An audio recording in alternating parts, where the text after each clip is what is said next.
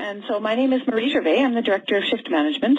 I don't often present the webinars that we have here. Usually we have guest presenters, but today I wanted to present on a topic that is near and dear to my heart and is the topic of being rejected from jobs, which I have experienced myself many times, and I know hundreds and hundreds of people who have been through the same problem, and it's just a regular thing that keeps coming up. If you're a business owner, you get rejected from contracts, even after lots of work, and if you're an employee, you get rejected from new jobs and from promotions, and it's very hard to manage.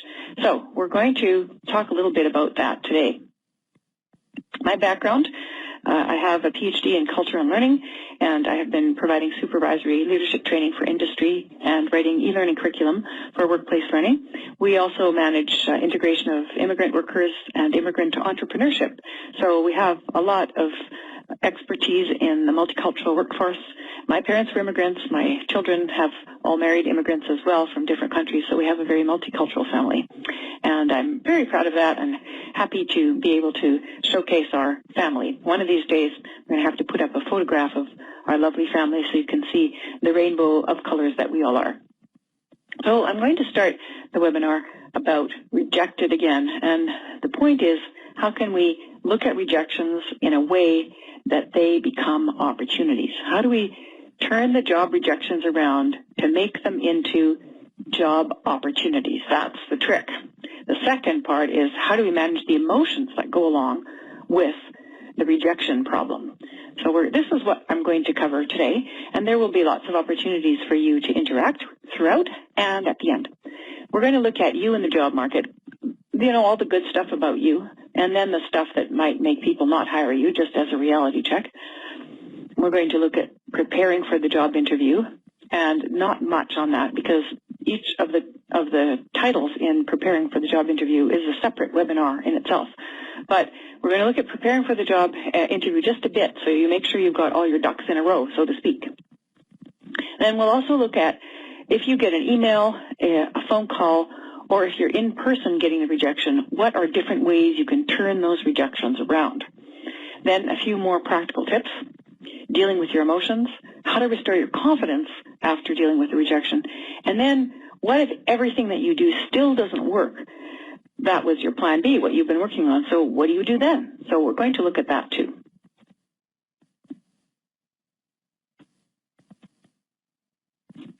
So we're going to start with you in the job market by asking, what's your experience?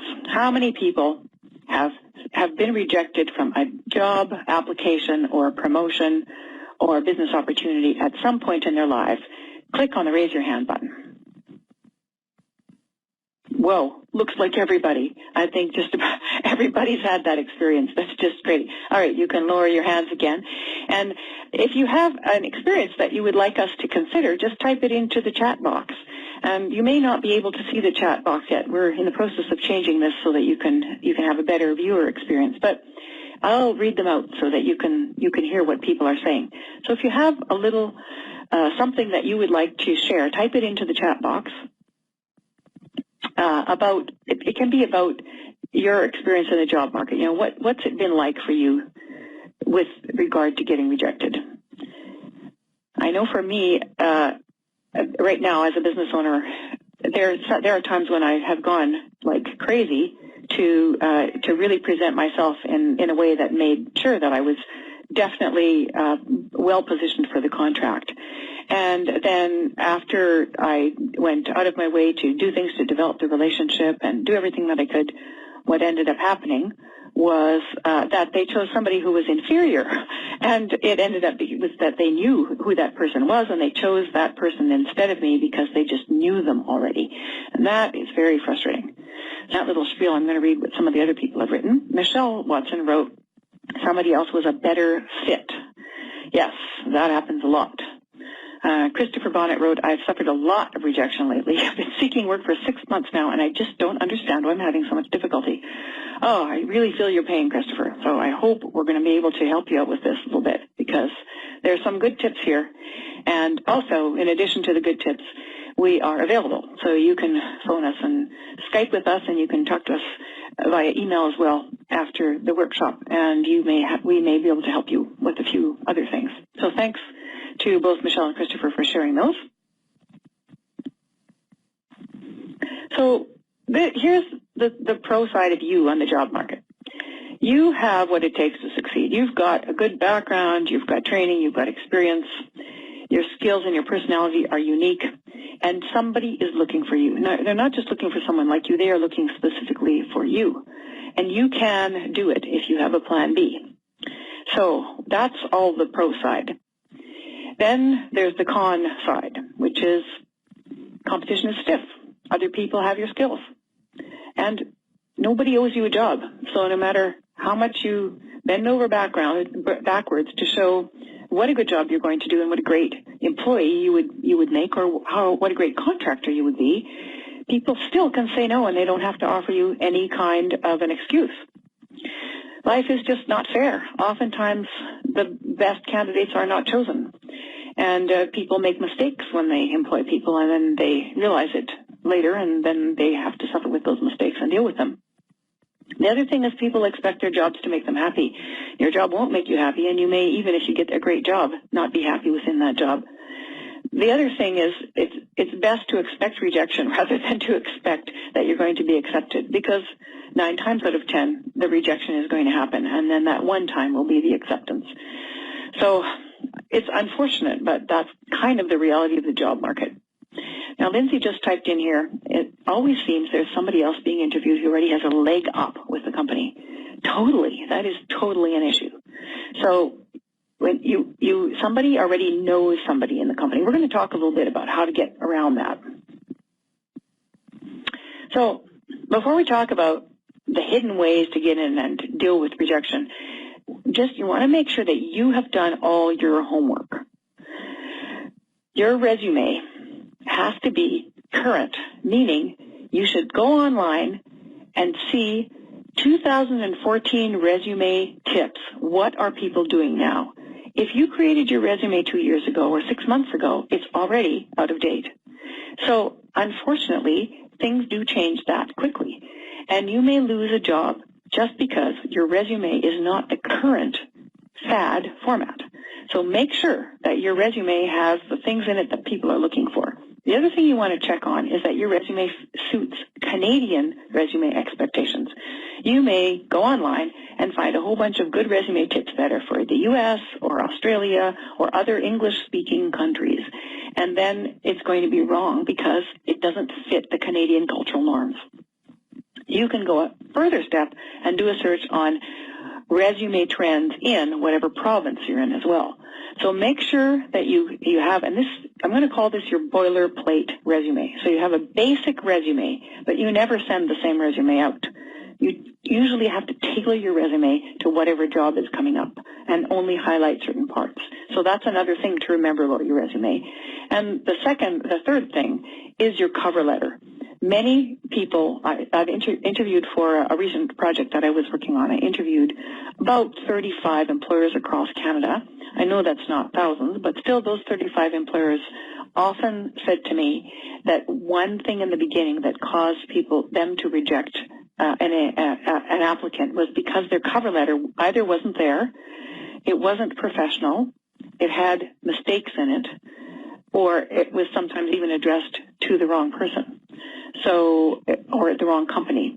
So make sure that you spend as much time on your cover letter as your resume, and then send that cover letter to several people that you trust to look at it and see if it makes sense to them. And it's a good idea to send it to somebody that you think is going to give you a professional opinion. So not just a friend who's going to say, it's great, I'd hire you. Make sure you get someone who's going to critique it. So do that. The next thing that causes people not to get jobs is they don't have an online profile. So make sure you're on LinkedIn. If you're a professional and you're not on LinkedIn, the company is going to look for you and not see you there, and they won't look at your application. So we're not going to talk about creating a LinkedIn profile today, but there are lots of tutorials that you can look at that can help with it. Make sure you have your profile on LinkedIn, and it's not the same thing as a profile that you would put into your resume. It's specific to the LinkedIn context. And make sure that you're on social media in a professional way. It's people can search your personal name on social media, and they end up finding you talking about, parties you went to and stuff like that. It's not going to look good for you professionally. So you should have a professional social media presence that you take care to keep up to date. So then, next thing you want to think about is, what's your desired outcome? Now, your desired outcome ultimately is you want to get a job. But not everything that you send is going to necessarily get you to the job. So you may need to have a smaller desired outcome first. For example, it may be just that you want to meet 2 people who could point you in the direction of someone who is interested in your skills. That could be your desired outcome. It could be that you want to be introduced to a company that is in your field, and interview them, talk to them, and get some questions about what you need to do to present yourself better. So think about what your desired outcome is, and then work just towards that. Next thing to consider is, where do people who have the job that you're looking for, where do they hang out? So people who have the job that you're looking for, they're going to be on LinkedIn, so you can find them there, but they may also belong to professional groups, or they may attend professional events. If you meet those people and get to know them, they are likely to give you that leg up into the company that you didn't have before. Now, because that's something Lindsay brought up and a few other people. Now, Doug just asked a question. He said, with the internet and posting resumes on it, is it wise to have more than one resume? I would say that on the internet you can have something very general, and you could have, if you have several different job descriptions that you're looking for, you could have online presences. But basically it's one. You have one profile and you make little modifications to it. You add a few little things because you don't have as much room online as you do on your other resume. Okay, so going back to, where do people who have the job that you're looking for hang out? That is extremely critical. 90% of hires come out of people who know other people that they've met through various events. So the 10% of the online stuff that you're doing may not be working because very few people hire that way. So you want to look for professionals like you are going to be, so people from your job. One example that we used in Work and Culture Online was Ndumiso Gama, who's from Swaziland. He's a telecommunications technologist, and he has a degree from NATE in here, not a degree, but a diploma from NATE, a 2-year diploma, and he also has a degree from another country in addition to his credentials from Swaziland. And he was having a terrible time trying to get a job with one of the big companies here. So finally, what he ended up doing was he went to the desk, the main desk, and he said, "Where do people who have this job, where do they park?" He went to the parking lot, and that's where he met 3 people who gave him a name, and he ended up getting a job the next day. So think about where those people are and go and find them. And finally, you need to network. That's how you get jobs here. And that's pretty much how you get jobs anywhere in the world. It's always who you know. Those people that you network with may not give you direct work, but they will help you build a professional network of people that you can call on. So you might then send out an email to somebody and say, "I'm so frustrated. I've been applying for jobs and I just don't know, why I'm not getting work." And those 2 people that you email from your network give you some extremely useful tips. And they may even say, "Hey, come on over and I'll introduce you to somebody who might be interested in hiring you." So there are lots of ways that you can use your network. We're not going to talk about that too much, but these things are very important for preparation to getting jobs and to avoid rejections as much as possible.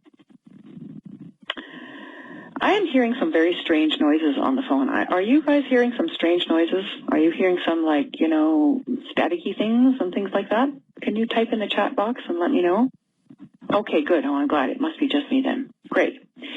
So next thing is you want to make sure that you're dressing for the job. It's not just dress up.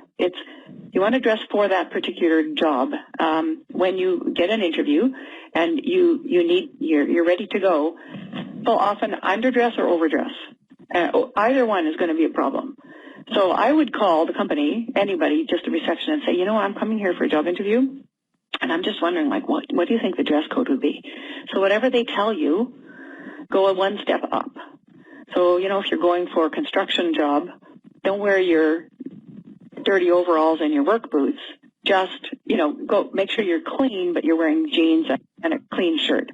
Now, let's say you're going for an office job.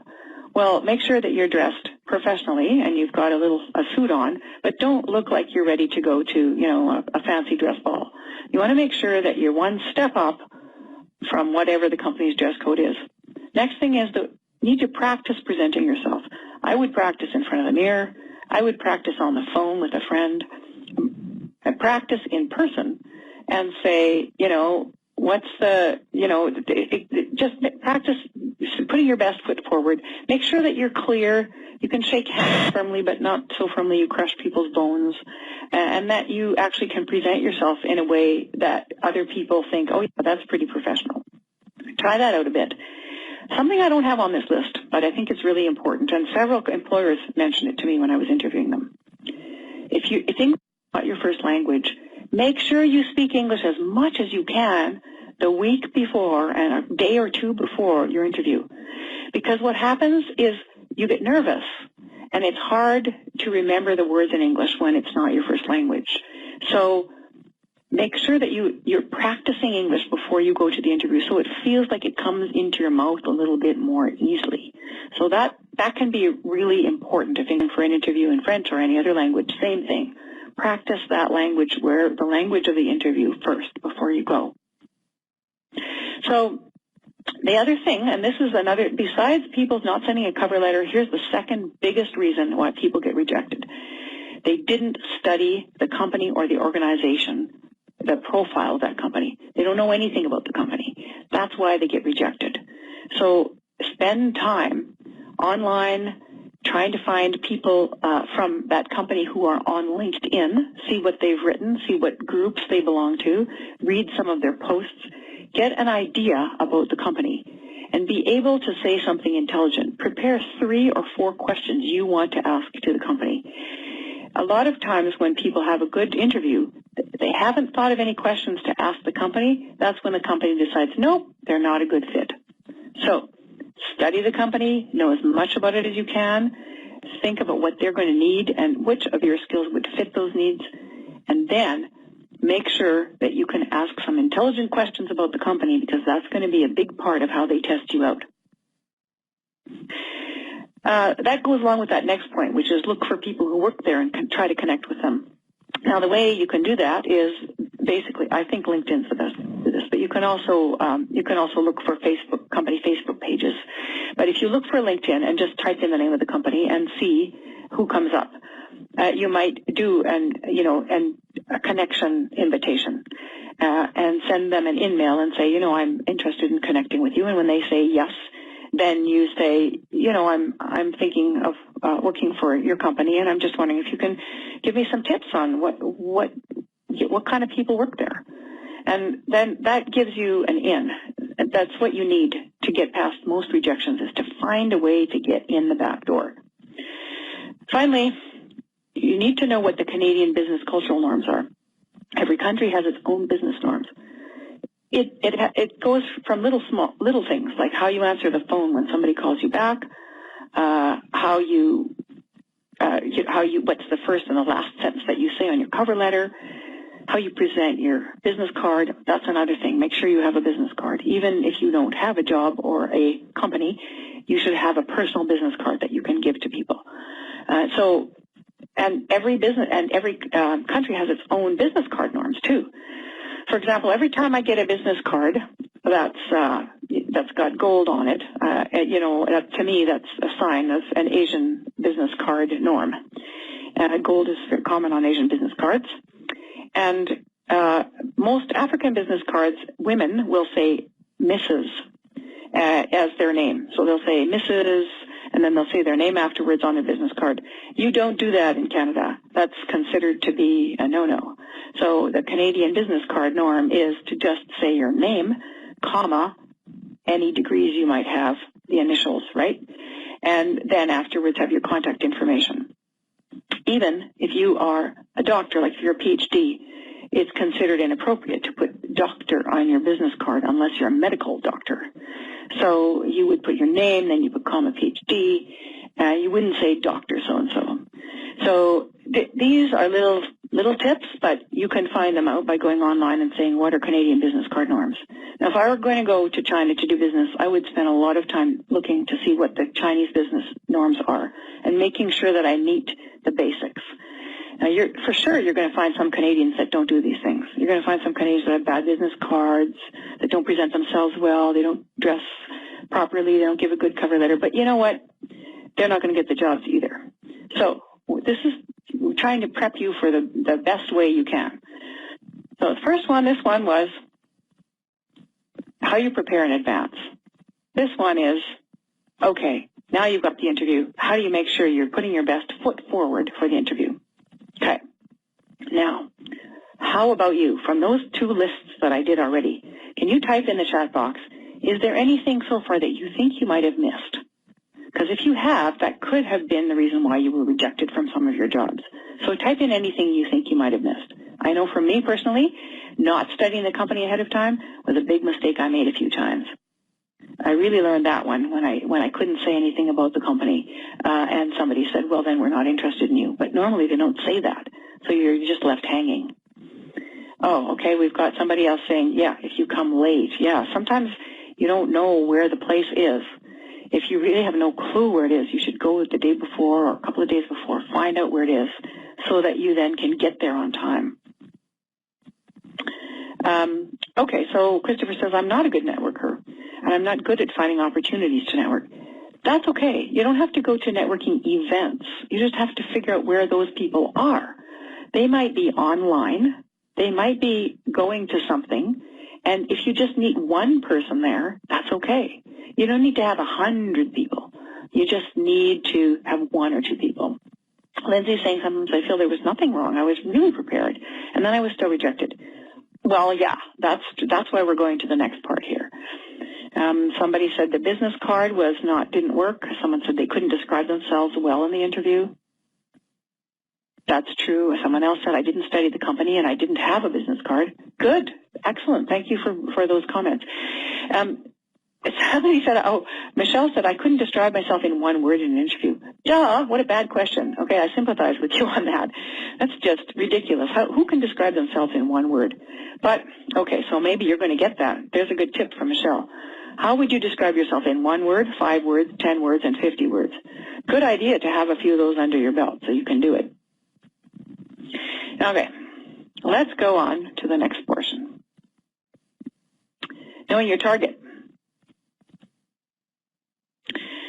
So, let's say you've done all of that. You get an interview, they love you. You're sure you've got the job. Time passes, you hear nothing. You start worrying. Then, a few weeks later, you get this letter or this email and it says, I'm sorry to inform you that we had many quality candidates and you were not on the short list. And you feel awful. And you're going, how many times do I have to go through this until I get a job? Urgh. You're fed up with being rejected. So, we're going to give you a few tips for how to deal with that.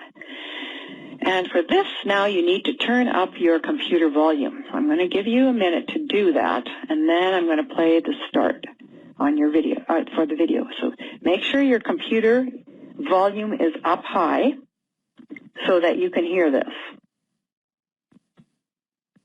Okay? You guys have your computer volume on? Good? All right, I'm going to try to play it and see what happens.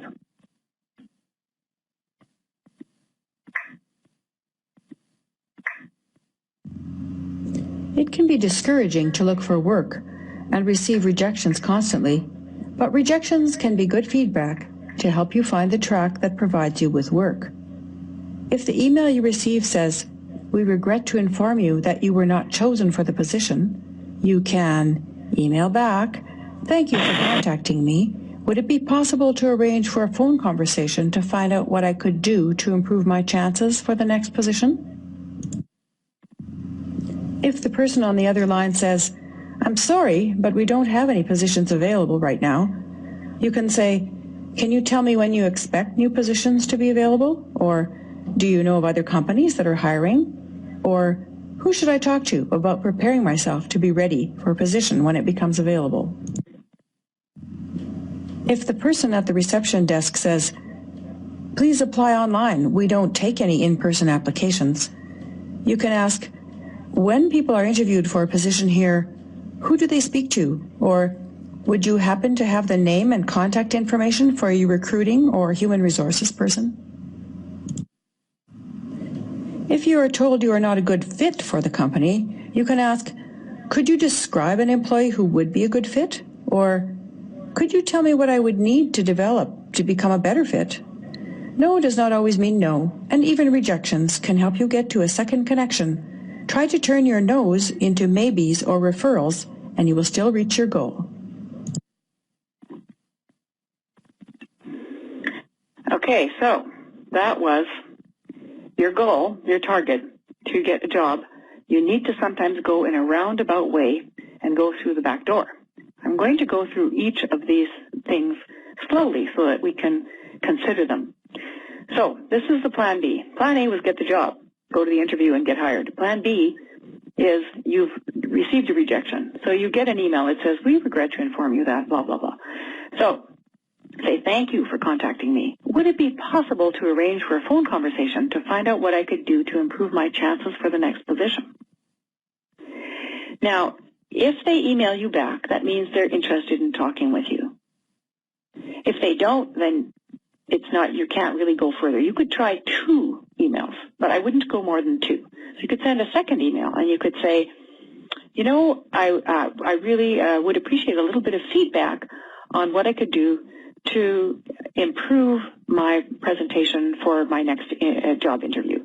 So I would do 2. And if some companies just won't want you, but many will. And that's always a good sign. If you can get a response, then that takes you to the next step. So let's say on the phone they say, "I'm sorry, but we don't have any positions available right now." You call the company and you go, "You know, I'm wondering if you have any positions open." Well, first off, that's a courageous thing to do because less and less people phone at this point, and they're likely to pay attention to you if you phone. So many people are afraid of phoning that if you phone, just that thing alone is likely to get you a foot in the door. So if you phone the company and they say, "Well, I'm sorry, we don't have any positions available right now," you could say, "Can you tell me when you expect new positions to be available?" You could also say, "And where would I find the job postings?" Or, "Is there someone I could talk to who would let me know when the next job postings are available?" Always try to get to a step further from where you've gone. You can say, "Do you know of other companies that are hiring?" This is a really good one. So, because people have colleagues and they often know that there are other companies that are hiring, and they may send you someplace that could get you a similar job. So that's a good thing to consider. Now, Lindsay said, and I'm just going to answer this right away because it's a good one. She says, "Many times I try contacting to get feedback and I'm just ignored." Totally. That is true. We're getting to that. So don't worry. There's going to be some more. If you get ignored, we're going to go to the next step. But let's say here on the phone, you say, "Who should I talk to about preparing myself to be ready for a position when it becomes available?" That's another thing that can really help. Now, if you get ignored or there's no way that you can get feedback, always think, where's the back door? The back door is not through the people who rejected you. It's through some other place in the company. Who else can you contact? If you can find a LinkedIn connection, if you can find a company directory with an email or a phone number, then that gives you something to go back to the company. I know somebody who's working in a very high position in an oil and gas company in Alberta. He's First Nation, and he had a very hard time getting an interview. And what he ended up doing was go to this same company 5 times in a row. He actually emailed the CEO. He sent him a letter. He sent him a Christmas card. And, finally the CEO went, "Who are you? Why do you keep sending me this information?" And so that's how he ended up getting a connection and spoke to the CEO himself and got hired at that company. This was recent. This was a couple of years ago. So it's a lot of times, if you're really convinced that you'd be a good fit for a particular company, look for as many back doors as you can. Don't accept the rejection from the one person or the one department that you were rejected from. Find another way in. Michelle, what if I'm not comfortable doing that? Isn't it obvious and make things worse? No, you would be surprised how few people ever follow up with anybody. Actually, very few people do. You don't want to be a pest, and being a pest is not a good idea. So personally, I never contact someone more than 3 times. If they haven't gotten back to me after 3 times, they're not interested, and I go on to something else. But this friend of mine who talked to the CEO. He did this. He went to 5 times, so that's a bit much for me. I don't know if I would do that, and I don't think it will make things worse if you're not talking to the same person. If you keep going back to the same person, yes, it could make things worse. But if you find someone else to connect with in the company, if you have 2 connections with a company, you are likely to get in somehow. So it's about who you can connect with, and you're not necessarily asking them for a job. You're trying to connect and build a relationship. Once you get in, then you find where the jobs are. Get in meaning you get some kind of a real person contact. Okay, let's say the person at the reception desk says, please apply online. We don't take any in-person applications. That's a really common problem. So usually when people are interviewed for a position here, who do they speak to? Well, if they say, oh, we do everything through a recruiting company, well, then go talk to that recruiting company. If you say, well, on the panel of people who interview, are there managers or people from the department that are part of the interview process? You can get a name. A name can help you to find a connection later on. So the online thing is very frustrating for people, but remember that very few people actually get online jobs. So it's always through finding a way to connect, to network, to find a backdoor in that helps you to get around the rejections.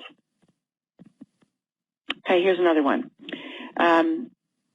If you're talking to somebody, and that's a good way, okay, so people never phone, and also people never go to the company and say, I would like to talk to you a little bit about the job, or somebody here about the company. A lot of times you can say, I'm interested in this company, and I want to find out a few things about it, or I'm looking at 2 or 3 companies that are best practices in the field, and your company came up, so I just wanted to find out what it is that you do.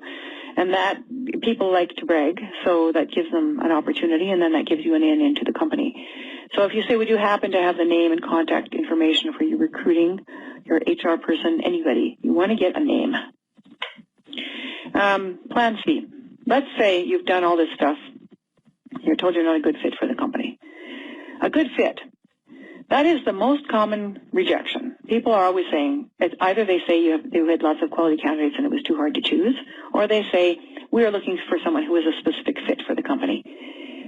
Say, could you describe an employee who would be a good fit? That is a little bit softer than saying, what was it that I did wrong? People won't always answer that question, but they will likely answer the question, could you describe an employee who would be a good fit? And that gives you a little bit more of an idea of the company culture. Once you know that, it's easier for you to target. You can also ask, could you tell me what I would need to do to develop so that I could be a better fit? But I would say people have more difficulty answering that one than this one. So we'll go with the indirect first. Can you describe somebody who would be a good fit? So just have an idea of what that would look like. And then you can ask, what do I need to do to become a better fit? If they are ready to answer that one, they'll answer another one. So, are any of these ideas helpful for you? Please type in the chat box anything that you found useful so far.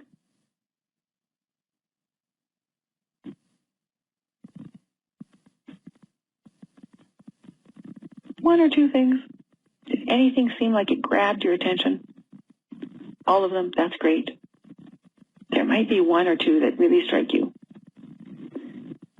Oftentimes I found when I was rejected from something, but I was so emotionally distraught from the rejection, that I couldn't actually come up with a good thing. I just wanted to make sure I wasn't feeling bad, So that's something that we're going to talk about in a bit.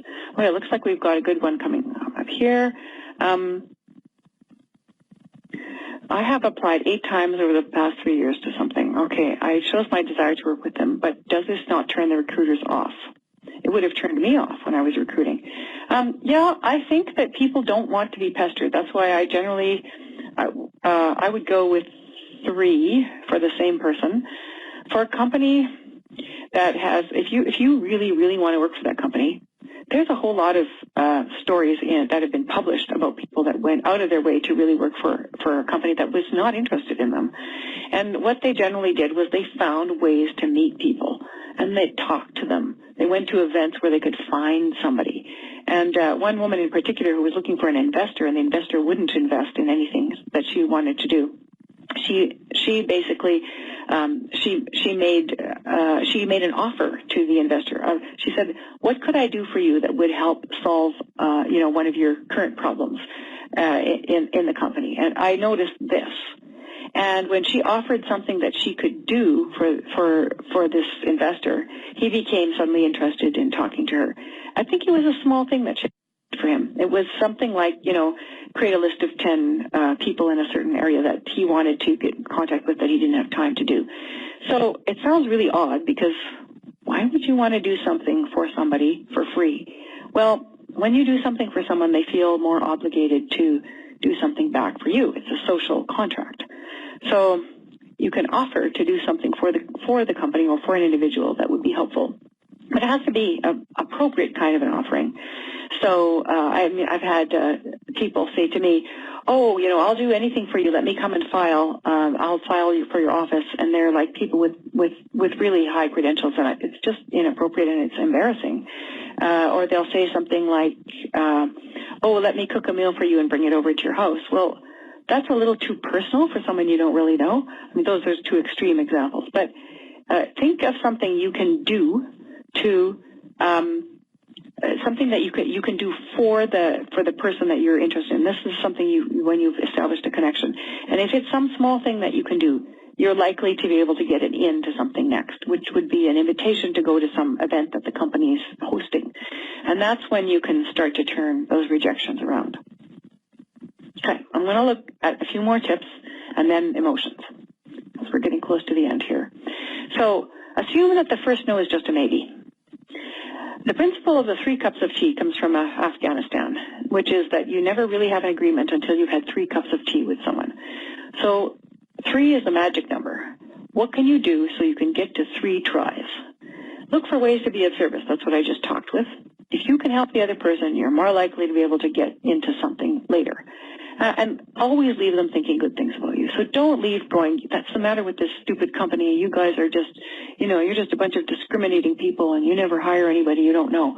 So they're likely to never hire you, and probably if your name comes up, they're going to say bad things about you. So make sure that you leave with them thinking that you are a great, competent professional. Don't do anything that's going to jeopardize your career later on. Okay, so always try for getting a referral, a new lead, or something you can learn. So if you get any of those things, say, "This was not a rejection, this was a step forward." If you learned something, great. If you got a new lead, great. If you get a referral to someone even better. And ask for a virtual introduction to somebody new. That also helps, but people won't usually do that until they've talked to you once or twice. So that can also be very helpful. So one time I was rejected. This is an 8 times thing for me. I applied. I was supposed to be a preferred contractor for this government department, and I applied 8 times for stuff that they told me there were only 3 to 5 contractors being sent the invitations, the requests for proposals. So I'm going, well, if I'm a preferred contractor, why am I rejected 8 times in a row? So I called them and I said, here's the scoop. I've been rejected 8 times and I'm supposed to be a preferred contractor. I don't know what I'm doing wrong. I would love to come and find out what that is. So they agreed to meet with me. And the stuff they told me, I was just flabbergasted. It made me even madder. So this is what I did. I said, it seems to me that it wasn't really transparent, a really transparent process. But, you have your ways of doing things. Is there another government department that could use my skills? The next day, I got an email from another government department. Why? Because they felt guilty, because they didn't have a transparent process. I was really professional and kind and nice to them, but I said, I just don't think your department's a good fit for me. Would another department be better? And I did get an excellent contract out of the other department, which came from me coming and doing that. So think about what you can learn from it and then see how you can turn that around. Okay. Now, you just feel awful when you've been rejected from something. You feel terrible. And it's often really hard to come up with anything good to say because all of the blood in your brain goes down into your freeze, fight, flight place in your brain and tells you, you know what? You just need to get out of here. But you need to get past that. That's an instinct. But you can get past that if you prepare yourself with ways to deal with rejection. That's all the tips we've talked about so far. So first prepare yourself and then expect the worst. Like just go, you know what, no one's going to hire me. And if someone has something good, say, that's nice. What's the next step? Don't get too excited about it yet. But once you get the job offer, make sure you show excitement because that's another place where people can sometimes not do very well, right, if they don't seem excited to work at the company. So look like you're excited, but respond cautiously to any good news. Remember that if you don't know anybody there, you have a 1 to 10% chance for the job. It's low. So find ways to get to know someone. You're going to increase your chances by 40%. Next, don't attach yourself emotionally to any position. It may feel like you were born to work for that place in that particular position. It can feel so right for you, but don't let yourself get emotionally attached to it. Go, it's another job. There'll be another one around the corner. That helps to deal so that you don't go on this emotional roller coaster. Then to restore your confidence, you got to take care of yourself. Don't just, sit in a room and eat. Don't go drink. Like, find some way to take care of yourself. De-stress, exercise, get some fresh air, breathe, talk to a friend, do something healthy, and ask others what they would say your strengths are. Rethink how you're presenting yourself. Consider how you can improve. Take a little break from the job application thing, and then start again when you're feeling more confident. Because if you don't feel confident, it's going to affect your prospects in the future. So now, what would you guys do to deal with the problem of feeling bad when you feel rejected? Can you type a couple of things in the chat box? And we're almost at the question period. So you're feeling bad. What do you do? What are some of your tips to everybody here about what you could do to deal with the emotions of being rejected?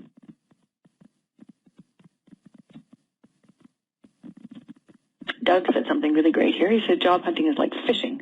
You have to keep casting the line. You'll get many bites and eventually you land the fish. Oh, that's so wonderful. Thank you. Going out with friends, Sandra says. Yes.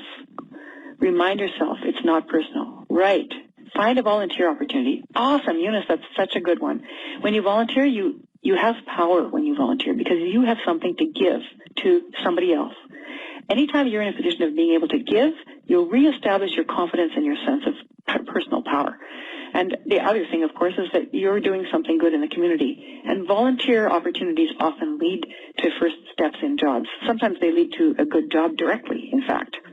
I know someone who was volunteering for the YMCA, and one of the businessmen that came there all the time was so impressed with her that he asked her to apply for a position at his company. So he was going to work out. He wasn't looking to hire anybody, and there she was volunteering, and he was just really impressed with the way that she was handling the volunteer piece at the YMCA. So yes, volunteering can be very helpful. Okay, so now let's say you've been working at this for a while. Okay, I'm just going to say, throw out a random number. 2 years you've been applying for jobs and you don't have a job. That means you have to think a little bit differently. Maybe you need to think about a different career. Maybe you need to think about something, and I would look where the jobs are. So, I would look to see where the jobs are and then see what your skills are that could go with the available jobs. Don't immediately go to school. Going to school may get you deeper in the hole. You only go to school if it has a job attached to it. So, like, let's say you are an engineer, but you can't get engineering in your field because you're a ceramics engineer and nobody hires ceramics engineers in Canada. So maybe you go to a technical school and you do an 18-month diploma in technology, become a technologist in that area. So it's not an engineer, but it's engineering technology. It gets you in the door, and then from there you can move up. So it's thinking about different things that you could do. But if you just go straight to school, you're still going to have the same problems afterwards. So school may not be the answer, but it can help. It just has to be related to your field. And then we talked about volunteering. Do something to participate in the community and be of service, and you're likely to find opportunities from there as well. So end the presentation part, I just wanted to say, don't lose hope. You can do it. This guy's a one-man band from the 1930s, and you can play another tune. You can recombine your skills. You're like this guy. Look at, he's got the harmonica, he's got the drum, he's got the horn, he's got a cymbal and a big bass drum. You can play different parts of your skills depending on what you want to work with. And those different parts can get you a job that then gets you closer to your ideal. Now, here are some other tools. You can talk to us more on Clarity FM. You can find a mentor with Mentor City. You can contact Eric should be spelled E-R-I-E-C. That's a mistake. Sorry to Eric people. Eric Kryek or Triek. If you're in any of those cities, they're a great place to find mentors. And the mentors in your field can help you to connect. They won't necessarily give you a job directly, but they can help you to connect. People often get work once they start working with a mentor. You can take our course. We have this awesome course called Work and Culture Online. And if you register by December 1st, you get a 20% discount. We're running it from December 1st to January 30th, facilitated. We always have it online. But it's not as exciting as when you have an instructor working with you and you have access to the group. So we're going to run it as soon as we've got 20 registrations, we're going to shut it down. So we urge you to register soon. And it's normally $150, but it's $120, which is still not very expensive. And that is 10 modules, 6 facilitated webinars with interaction, and then there's 3 short reflection assignments and a final exam. It gives you a certificate in intercultural competency in the Canadian workplace, and it's extremely helpful if you were not born here, but it's also helpful if you're a young person. Many young people have found Work and Culture Online useful for getting work and for getting promotions.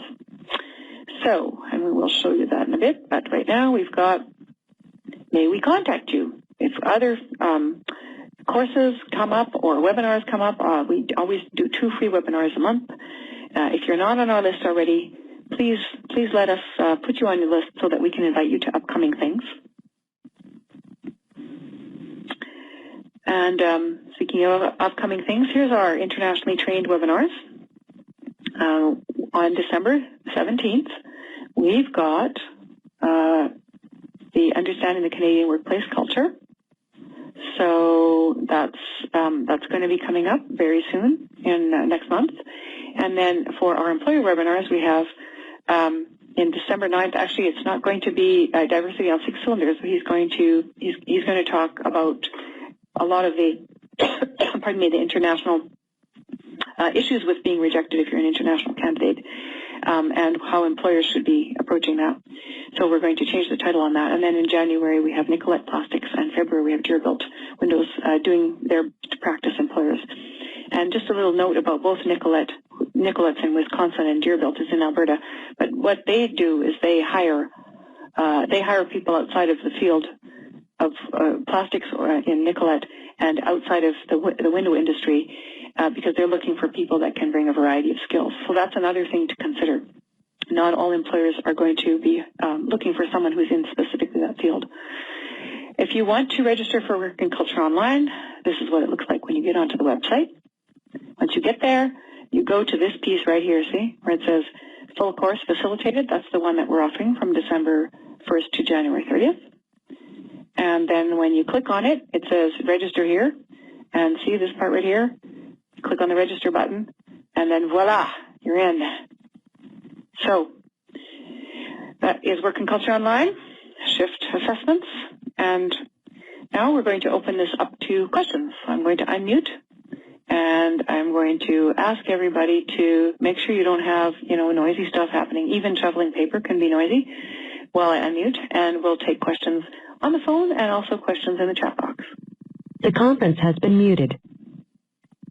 The conference has been unmuted. All right. You guys are all live. So, well, Doug says he was glad for the presentation. That's great. Does anybody have a comment? Eunice wants to know any suggestions for someone who has a hard time keeping a job. Yes, that's another presentation.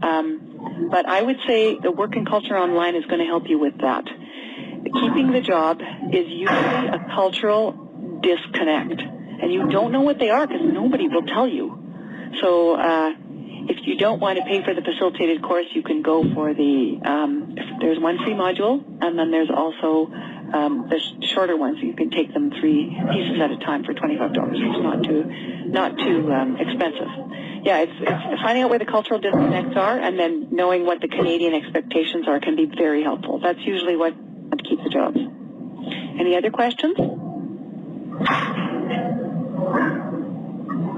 I'm wondering if anybody, like maybe Lindsay or Mary, do any of you have something you would like to ask? No. All right. Then it looks like we've got 2 more. Okay, yes. Christopher says, is it okay to submit questions offline afterwards? Yes. Stay connected. If you can connect with the person, that's always really important. Sandra wants to know why they don't send me another email after the interview. Well, one reason is because they don't want to talk to you.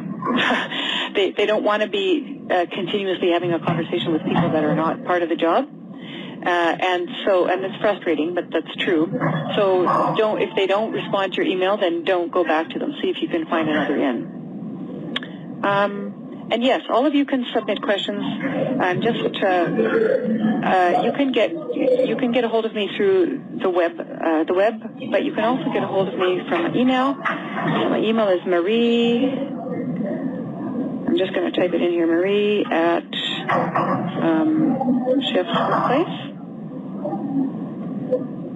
shiftwork.com. So Marie at shiftworkplace.com. So you can send me an email, and you can also call me if you're brave. I always tell people they can call me, but they often don't. And that's what I was telling you about before. People don't call. So the person that calls is more likely to get the job. Here's my phone number. So you can email, you can call, and you can register for a course. So all of the above. And we are now almost at the end of our webinar. So I'm going to go to, how did you like the webinar? I'm going to remute everybody. Thank you all so much for coming. The conference has been muted. And I really hope you found this useful, and I'd love to speak to you more about it, so feel free to contact me. And Lindsay has a question. If most of these tips after an interview do not work, the best thing to do is network. Yes, Lindsay, yes. Find a way to network. And you can network virtually, and you can network in person. So if you're the kind of person who is not very social, there are lots of ways to virtually connect with people, and it's not a bad thing to do. So yes, do that. Okay, there you go. I'm glad you guys liked the presentation. We try to make them lively and interesting. The tips are all things that we know work because they have worked for many people, not just 1 or 2 people. And so if you have other questions, feel free to contact me. My name again is Marie Gervais with Shift Management, and looking forward to hearing your comments. You'll be getting a little survey, and also we will send you the recording, and we will send you a handout. So you can feel free to forward those to anybody else. So thank you so much for participating in our webinar, and we hope to see you at our upcoming events. Have a great day.